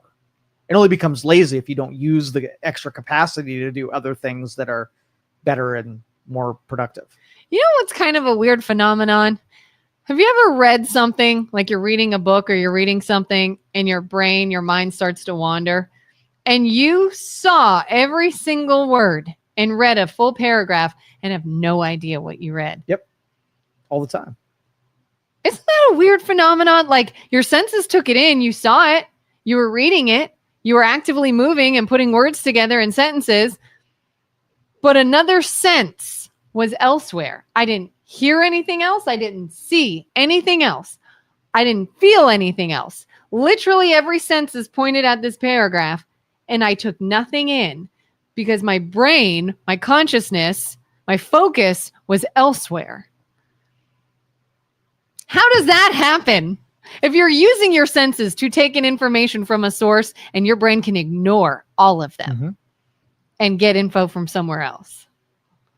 What is that phenomenon? Yeah. Okay, so your eyes right now, right? Uh-huh. You have this sort of like look at the goggles in front of you and everything that it sees. Yeah. And this thing is here all the time. Yeah. Right. And you ignore it. Your brain is like, I'm not doing anything with this. Right. There's more information out there. The nose is just kind of always there. I'm just going to choose like that thing's not going to be represented in my perceptions. But you key it in on that because if you're looking to replicate what your brain's capable of doing, you also have to consider that it doesn't use all of the information that gets inputted into it. So if you took keystrokes, you would expect 100% of my keystrokes end up on the screen, right? What happens if every once in a while the computer just either anticipates what keystrokes you're going to make and does it for you, or decides that that one wasn't necessary and it just ignores that you hit that, but it didn't think you really meant that, so it's going to choose to ignore it. If it can take the liberties, if your brain can take the liberties to add things and ignore things, there's your phenomenon right now. Sort of like muscle memory. I've gone to log into a computer program and I cannot tell you what the password is. I honestly don't know. I can't tell you. But if I put my hands to it, don't focus and just move them, I will put that password in and then go, oh, that's what it was. Yeah. It can't take all the information that it sees or can perceive. It can only do what it's directed to do. And your brain training tells it what it needs to focus on. How many times have someone said, what's your password? And you're like, hold on, I got to do it. It's this. That's the craziest thing. All right. Carter says this is too heavy. It is heavy. And so let's get down to brain breaking our draining, brains. mind-numbing politics and things that make us all dumber. Because me, I want you all to be smarter, but politics wants you to be stupider. More stupid? Stupider, more stupid. All right. What's happening in politics? What do we need to know? Do you think the government will reopen after the No Kings rallies? Do you think that people are waiting on those? I don't. I feel like some people are accusing the Dems of dragging their feet. I think it'll reopen when, like right now, there's some things being cut that nobody really gives two shits about. When it starts hitting close to home, Donald Trump's able to do things that are really threatening the Democrats. Even more. The harder it gets on Democrats, the more likely it is to open because they have to do one thing. 6 of them have to join the Republicans and doing the continuing resolution and then get back to debate. And now we're entrenched where the Democrats won't do it only because they know it's that easy. And now it's stubbornness that is where we're at right now. So I don't think there's something out in the public that is like, engineering this outcome. It's when it gets too hostile for Democrats, they're going to pull the plug. Either the AOC wing is going to kill the Schumer wing, and then they're going to get back to, I don't know how it's going to go. But. Yeah. And that's kind of why I think some people were saying that is, are they using this as some sort of emotional ploy of like, just wait until we have these No Kings rallies, make a big stink and say, this isn't our fault. It's the administration's fault, but we're going to do something about it. Yeah. I'm not buying it. And then they do by cooperating, and then they can look at it as, oh, look what we accomplished. I used to think Democrats were a little bit more sophisticated. I gave them credit for being sophisticated. They are the dumbest. They really are. I think they've blindly made good moves, not on purpose, by complete accident because of their So they're not even nature. like little evil geniuses. No. They're just their nature and lends itself to where we're at right now. I think Republicans have a little bit more strategy behind their moves. They were dumb in a different way, but liberals they're very superficial. They got this much depth. Did you see? I read Jimmy Kimmel that says Jimmy Kimmel offers an olive branch and invites Trump onto his show. Did you see that? I didn't really dig further into that, so I don't know much about it. Do you think that should happen? Let's see. Trump has nothing to gain whatsoever at all. It's a distraction. It's feeding, social politics, and he has everything to lose by doing it. He's really good at making Democrats look foolish. So Jimmy Kimmel will probably get owned pretty harshly, but he's not in control of the environment. So Jimmy Kimmel can take the opportunity to diminish whatever Trump has right now. And I wouldn't take the risk if I was advising. There's no upside and all downside. Yeah, that's a no-go for me. How do you feel about the Charlie Kirk honor? What's the word I'm looking for? Ceremony might have been the word yesterday. I get so disappointed. Now it's been long enough to say, like, think about the state of mind that you were in when he was assassinated, when 9/11 happened, how pissed off everybody was, and pay attention to how long that lasted before you normalized back to right? Mm-hmm. And I think what holidays and what ceremonies used to do was a reminder to get back in that moment and remember why you were pissed off and why you were motivated. There's been so many of them created that nobody has the energy to pay attention to all the things that other people think you should get happy or sad about, right? Mm-hmm. And I think we're broken in that way. That it's nice that they've made public sentiment take shape as long as they have, but you talk to me from a year right now, and how do we feel about Charlie Kirk? I'll be equally as pissed that we live in an environment where, people are encouraged and celebrated the death of a person, and let me have less faith in humanity than I ever have whatsoever. But everybody else will be like, they'll treat it like any other holiday. It'll be whatever, and it'll just go back to normalize. So that I'm most disappointed in that. And so I don't get overly, invested in things like this. Do you buy in at all to the conspiracy theory about Charlie's assassination? Do you think Tyler Robinson, whatever his name is, did it because he's a crazy, hateful person who wasn't thinking clearly and did it? Do you think it was Democrats? More? I made the mistake of giving them too much credit for being, deviously sophisticated, and I just don't think that is. I think it's some dude who got captured into a movement, and really all of us should look at how many more people out there that are on Discords that are completely depraved and planning the next thing right now, and nobody's really taking notice. They're able to behave that way. You got to understand, like when I got into technology, this was I want to say the beginning of the 2000s, and then when Bitcoin came around in the early 2010s, 2011, 2012, 2013, what I was forced to do is start paying attention to people that were sort of in the underground, right? These weren't your regular professionals that I was used to dealing with. These weren't regular people that had Western culture, beat into their head. They played from a completely different rule book. And so when I started warming up to the technologies that were outside our normal foundation, these are global principles rather than United States principles, I got insights in really what people were in that, right? Mm-hmm. What made them tick. And you have, for instance, let's just say you had a person that lived in, a village somewhere in Africa that were dirt poor. They were given $100 a year to be able to make do. They were farming, had a couple cows. Their kids were sick. They really didn't know where their next meal was going to come from. And they were 100% vulnerable to not being here next year, right? Mm-hmm. And then something comes along in technology where you got a computer and you got all these rich Americans that are across the ocean that you dislike anyway because they don't believe anything, whatever. So I'm going to invent 1,000 different ways. You got nothing but time on your hands. It's not like you're going to work that day because you don't have a job. You tend to the garden and your ox is eating some hay. You don't really care. Or straw. I don't know what. But now you can take some money and steal from some American. Do you feel any kind of guilt whatsoever to lying, cheating, and scheming to get $1,000 from some idiot over in America that has way more money than you do?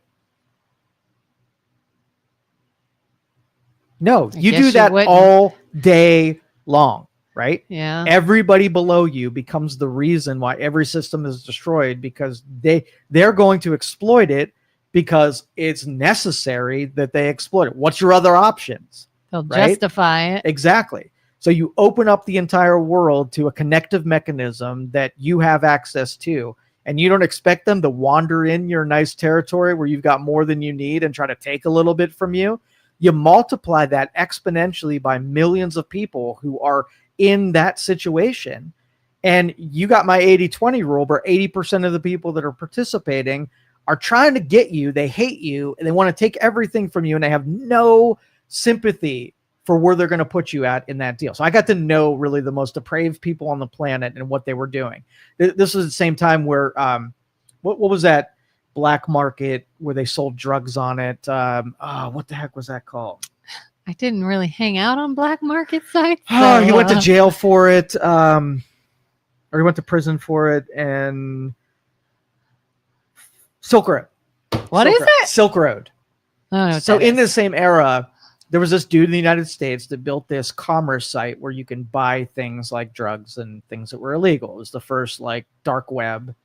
And anyway, so when I was exploring the dark web and I was exploring Silk Road, the things that people would sell, like if you lived in a country that didn't really have any gun laws and you had access to a rocket launcher, and somebody in the United States, you can sell it to, and they'll give you $6,000 for something you stole from a warlord. Would you do it every time? And they give you some Bitcoin and now you have some money. Would you care about what they did with it or what it was set up? You absolutely wouldn't care about it. So Silk Road and the dark web enabled people who had no money to be able to do things that were illegal. And people in the United States would buy that shit up, right? So there's a complete ecosystem. There's a complete environment that most people that live in the United States don't even know exists. Do you think you can buy nitroglycerin right now? I could buy nitroglycerin right now. Do you think that you can hire a hitman right now? I can hire a hitman right now, right? There are people that offer services. You could buy people. You could buy people. 100%. Probably one of the biggest undergrounds that there are trafficking. Yeah. Yes. And so that's scary. So what you do is you get to understand that your little slice of what the world is so tiny, like 1%. 99% of the world is very bad and are willing to do very bad things because they are in complete poverty and they have no potential in front of them. They have no prosperity in front of them. And they know how to justify what they're doing. Right. Like they can sleep at night because, it was taken from a criminal or it was right. So taken if you have some socially disconnected person that hates all things, but they're living in their parents' house and they have all the food they eat, they're just some entitled brat that is just mad because they listen to, grunge music. Is grunge music? I don't know. It's grunge music. Anyway, they're just mad at the world. And then you connect using the social media and the connectives of the web, and you connect them with the depraved person who has access to every means and method to get rid of people. So you got mad, entitled brat, right? That gets paired up with the ability to then do outrageous, terrible things, right? Those two have something in common.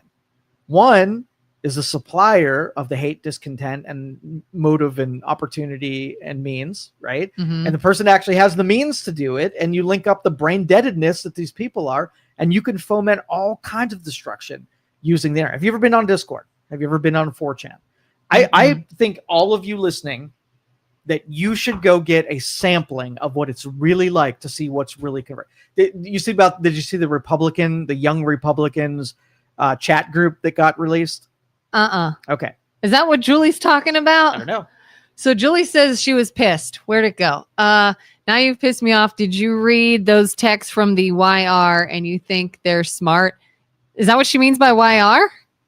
Young Republicans, yeah. So it's basically you have a bunch of, 20-year-old Republicans that are getting involved into politics. And you have a private chat group that they're all talking amongst one another. And they're saying terrible things to one another. Do you have any chat groups on your phone right now that you would really not want me to read that would look very bad on you and everybody who was participating? Probably. Okay. And so take that group and put it out on. I don't know if it'd be that bad, but okay. I get the point. Well, so I have two of them that if they ever leaked, I'd be in really bad shape. Not that I'm part of that group and I would be lumped in with that group, and that group is awful. I bet you I could tell you right now who's in that group. I bet you could. But anyway, so it would not be very complimentary if that group got leaked. But anyway, the Young Republicans, when they think they're amongst their peers, the things they say to one another was not meant for public consumption. Mhm. And you can either judge them based on what they said, which they said a lot of stupid, horrific stuff. But I go on Discord on a regular basis. As soon as someone drops their defenses when they're being judged within public view, they talk how they normally talk. And this is how people normally talk. Yeah. It's why I'm so cynical about people, is because I've been exposed to so many real people thing. You know, you're like, don't meet your heroes. Right? Yeah. Just to hang around in a NASCAR garage. And when I thought about those people were one thing. And when I started like really just hanging out with them, when they dropped their guard and the cameras weren't rolling, they didn't have a reporter in front of them, the shit they really talked about, I was like, oh, that's freaking rough. So I don't think it's necessarily a Republican thing as much as it's a people thing, a young person. Yeah. Oh yeah, because I would bet money there's the same shit that's on the liberal side. I don't think it's like Republican, Democrat, liberal, conservative. I think it's just people. Yeah.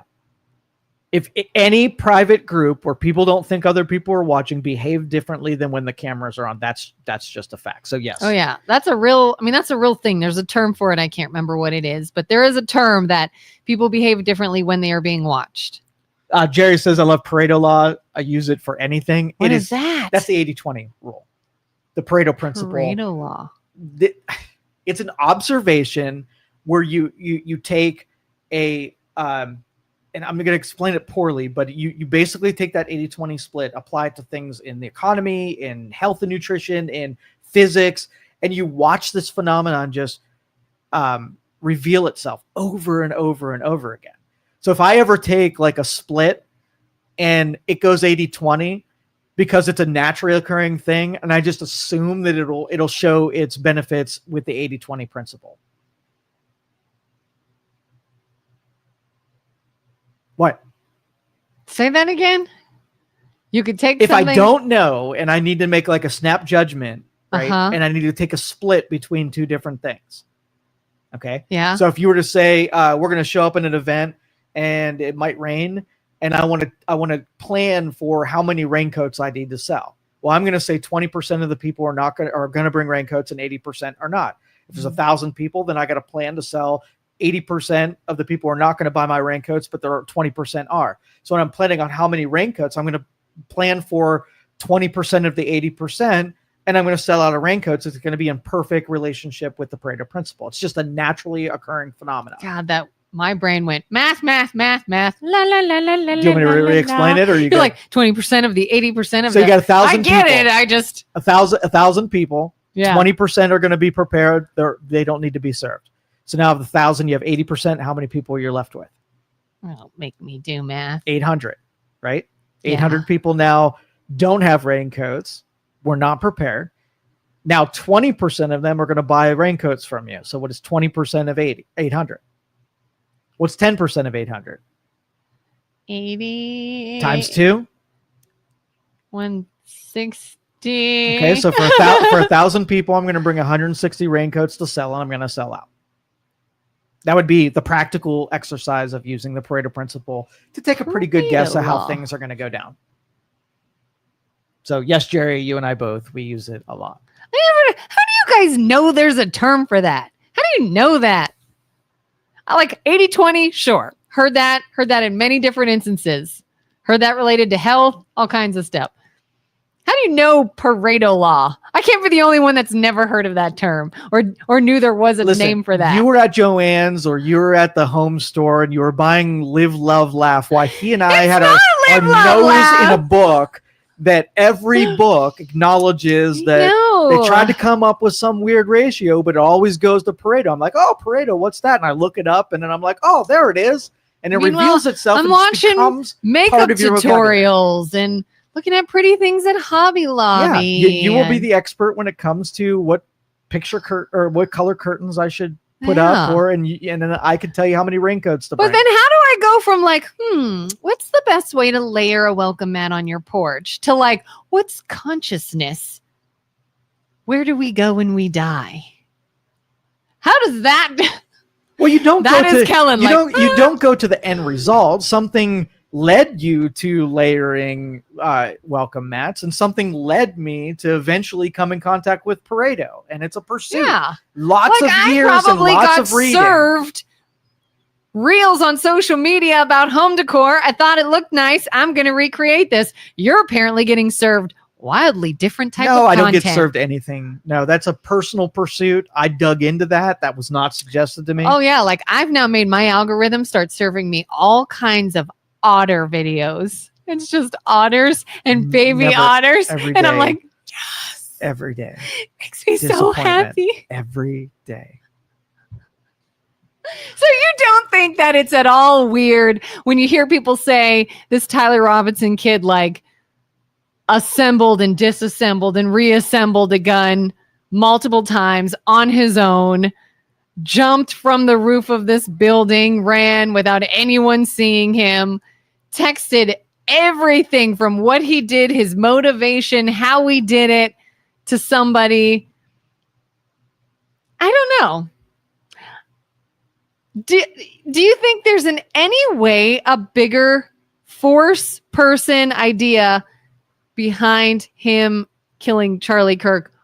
Or do you think it's just a crazy kid told did it? Us the origin of this was he's part of a community, which meant there was more that it wasn't a guy that woke up that day and said, I'm going to do something and I'm not going to, like integrate myself into a community that's going to aid, suggest, plan, be participants in there. And a lot of the people will talk to a lot of scammers, right? You know what they're interested in doing? Getting you to do something and not getting caught, right? Mm-hmm. Doing it with anonymity. So they don't want to go to Best Buy and steal a bunch of codes, but they want you to get codes and then pass the thing that they wanted through to them so that they can get the benefit of it without having to take the risk. So we need some Patsy to be on the roof to do certain things. We'll do the stuff that basically doesn't get me caught. You'll go to jail. I won't go to jail. Same thing with like the mules, right? The people who steal credit cards and they have stuff shipped to a mailbox and they're like, I can't go to the mailbox. I might get caught. So I'm going to be a lonely person who gets a girlfriend in a certain neighborhood and, they're stupid, ugly, and they're lonely as can be, and they'll do anything for me. And so I'll keep the relationship alive so that they have a mailbox that I can use when I rip off my stuff. Then if anybody gets caught, it's the lonely person that I'm scamming into this. So there could be a whole lot of people that are involved that you'll never know their name. They use mules to be able to take the fire. Yeah, I mean, if you even look and see, he supposedly said, when they're like, why did you do this? He's like, well, he was spewing hate. That's a talking point that a lot of people would have said. There's a lot of people that have been brainwashed. Yes, they were brainwashed into believing he was spewing hate. Yeah. He wasn't. That's not even my opinion. He wasn't. But there's a lot of people who believe he was. And so, yeah, it's like all they had to do, they being people that don't agree with him, people that think he's getting too powerful, people that don't align with him politically, whatever. Let's put out all of this information pushing this narrative. And now we have like a whole slew of people that believe that. I bet you one of them's crazy enough to act on it. And he was. Is that what you think it was? It was just... I stopped paying attention now because like initial reports, I always stop paying attention. About a week after something happens, I put that in my mailbox and then I wait a really long time before I really get curious enough to find out what really happened. Because it doesn't even matter. There's no utility in it. Who did it or whatever. Somebody's going to go to jail for it. And they probably weren't alone in doing it. There's more people that are responsible. That's where I've put it away on. Because you have so many, 80-20, 80% of the people that are on X are there to sow discontent and give you doubt and confuse you and overwhelm you and whatever. So right about now, you pretty much have every suggestion that it's a million different things. Maybe it was a son-in-law to Donald Trump and he was secretly behind it. Maybe it's the Jews. Maybe it's the aliens. Like you're going to get suggested that it's a million different things. And here's why it makes sense that it's those things. I stopped paying attention to it because all you got to do is take one conspiracy video, like do Flat Earth. Go watch one Flat Earth from a reputable, popular person. And after watching it, pretend like you knew nothing coming into it and see how persuasive it could absolutely be. And you and I know both that the world is a a spheroid, right? But Do you know that? do you? Do you So know it that? would be easy when you're good at persuasion to get people to believe something that where you don't have complete information that their suggestion might be, better than what you don't know, which is nothing. And it's easy to believe that. So I'm suspending all of that until somebody I trust tells me it's a certain way. I'm cool with whatever it is right now until then.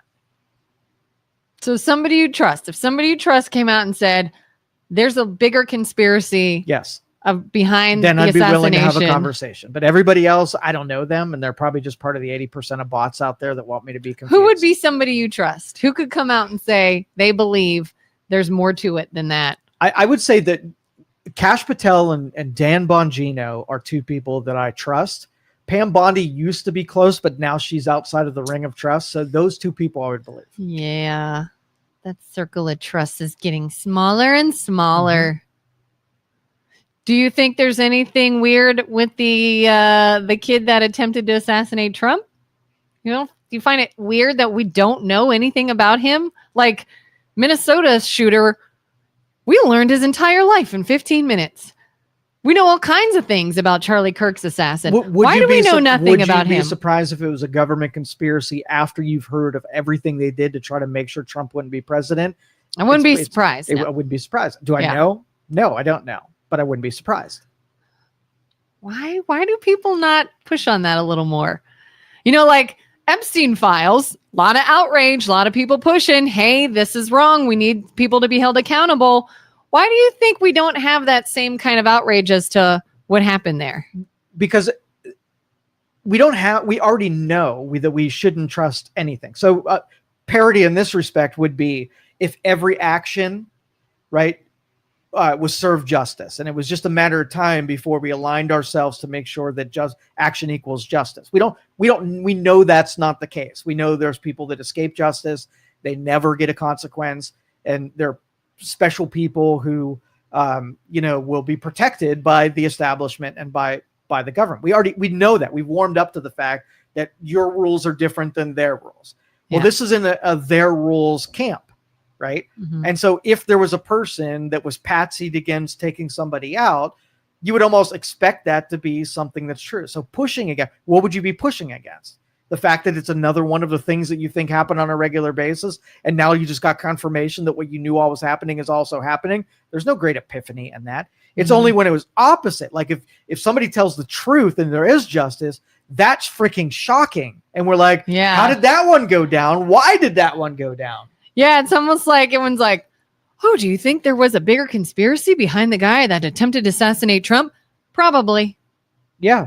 And that's it. Because you're just like, yeah, it's like we're becoming so jaded. Like, oh, I'm sure there's a bigger, worse scenario. I'm sure it's more than just a crazy person. Certain it's worse than you think it is in every respect. So I'm not surprised. Yeah, it makes you almost say, what's the point of digging into it? When all you're going to do is find that, yes, it is bigger and worse than we thought, and it will go nowhere. Every time. It won't matter. Same story. Like Epstein. Yes, it is enormous. It's probably worse than we even know. We all know this, and it's going nowhere. Yes. 100% right. And that you can pick you can pick the next thing and already put that storyline. So you won't be write it on an envelope and say, hey, in December, when the next breaking story comes out about something awful that happens, it's going to follow this pattern, right? And you can make assumptions right now, and they will all be true. You're just going to change the different nouns and verbs. Nouns and verbs are different. Everything else will be the same. Oh, yeah, because there's been conspiracies about all kinds of assassinations through history. And do we get anywhere with it? No, not really. Yeah. That's a shame. We're so corrupt. Jerry says, I heard a statement this morning that schools no longer teach real history. They teach current events. That's why no one knows about Pareto or Murphy. And we've been railing against education and the Department of Education and curriculum in education and innovations in education. Part of the cost of making sure that everybody is educated is that you have to cater to your lowest common denominator. And oftentimes you make dumb people smarter than they would naturally be, and you make what would be intelligent people way dumber than they otherwise would be. because you've taken the competitive spirit about just acknowledging that there are really people that need to be on an assembly line using the one thing that they have, which is their strong muscles, versus the people that have brain capacity and needs to be developed. Education took that leveled that playing field right down. And now we all suffer the consequences because now they're like, oh, we brought a bunch of dumb people into something they should never be. What are we going to teach them? Oh, let's teach them dumb people stuff. And all the smart people are like, I want to learn about Pareto. And they're like, let's talk about breathing today and making sure your heart beats tomorrow. Like talking about things that happen anyway and on autopilot. And all these people that could be curing cancer are now talking about really dumb shit. So do you think we have a cure for cancer and we just don't want it out because it's too good big business? I don't think we know what cancer is. The smart people know what cancer is, and there's a lot of businesses keeping cancer around forever. And I think that even if we had a cure for cancer, there's too much money to be lost by curing something that we could just keep alive perpetually. Yeah, I heard somebody say, I don't know, I can't even remember who this person was, that cancer is actually our body's defense mechanism. Yes, we all have tumors in our body. Well, we all have cancerous things in our body right now. Yeah, like there could become an infection. A tumor forms around it to contain the infection and keep you safe. Yeah. That is cancer. But that can still be harmful. What do you mean? If someone created that, if someone's body got cancer, infection came in, tumor surrounded it to keep it, that's cancer. You have cancer, you have this tumor, and you didn't touch it. Could that not become harmful?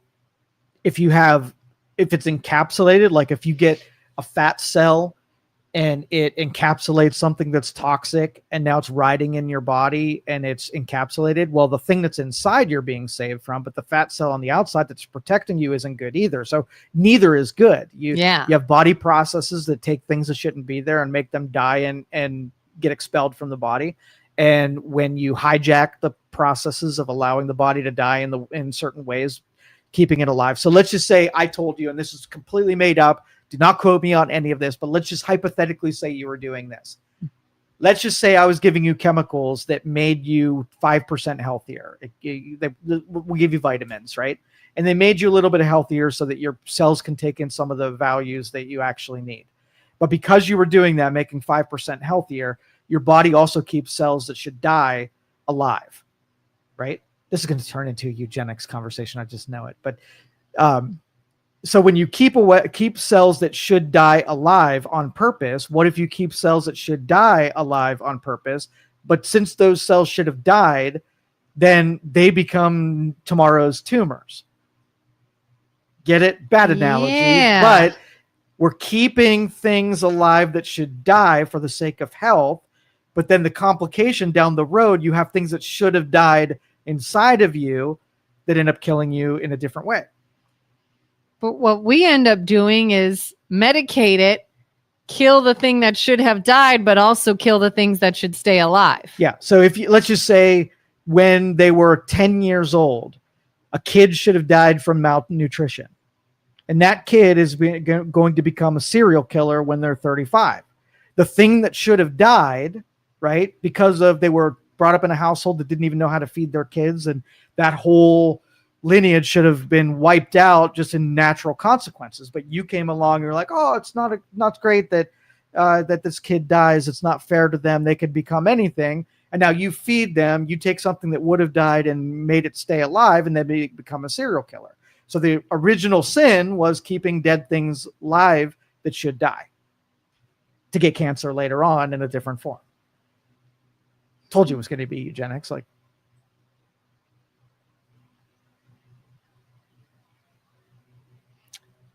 you don't know how to respond to that. I don't. Would you say we as in the scientific and medical community know more about it than we choose to act on? Yes, because we can make money. Not just money, but lots of reasons. That it's not like we have here's this one cure. It's just, we could probably teach you how to prevent and or treat and make it just not a big deal. But keeping it a big deal and keeping it so elusive. Well, and let me give you an example, because there was a company that made hydrogen fuel cell cars, right? So it's basically a fuel cell that lasts 20 years.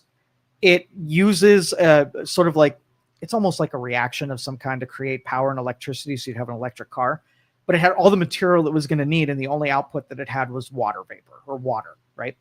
And so this thing was invented. It was powering cars. It was very vulnerable at the time. It was not completely matured technology. So you would say we have this solution where you didn't have to buy gas anymore, and you didn't have to create power from natural gas. It was the only output was water vapor. Like, seems pretty good technology, but it was in its infancy, right? So Daimler Chrysler bought the technology knowing that it would compete with their cars and it would be disruptive and it would ruin their model, really get in their way. They bought the technology and they put it on a shelf and never developed it. Well, it's the same thing that happens. And they did not buy that technology because they wanted to make money off of their cars. It was so disruptive. It was a threat to everything that they were trying to do. So maybe they had innovations for their electric car, and this was going to disrupt things so much that we would never have any electric cars, because this was going to destroy all of their ability to create the thing that was going to exist 10 years from now, right? Mm-hmm. So they bought it as a defensive mechanism because of how disruptive it is. Same thing. What happens if there's a pill that's in its infancy that has it could destroy cancer? But because when you do that, now it takes all of the energy off of development and research in cancer. So you're like, I can kill this pill right now, knowing that it'll ruin, if it doesn't have 100% chance of being successful, it's going to ruin all of our ability to count. We've got 30 years into this. This has come along. Nobody's going to give us money anymore because this pill exists, and this pill might not even freaking work. I got to buy this pill, put it on the shelf. Now you can make the argument that they did it for the money, but they do it more for the disruption that the risk that it poses on what they've got going on. So. All right, we're out of here, guys. We'll catch you next time. Have a good one. See ya. Thank you for listening to this show on Youngstown Studio. This is original Youngstown content. Feel free to share our videos and tell your friends about us. Don't forget to subscribe to our YouTube channel and follow us on Facebook. Thank you for your support.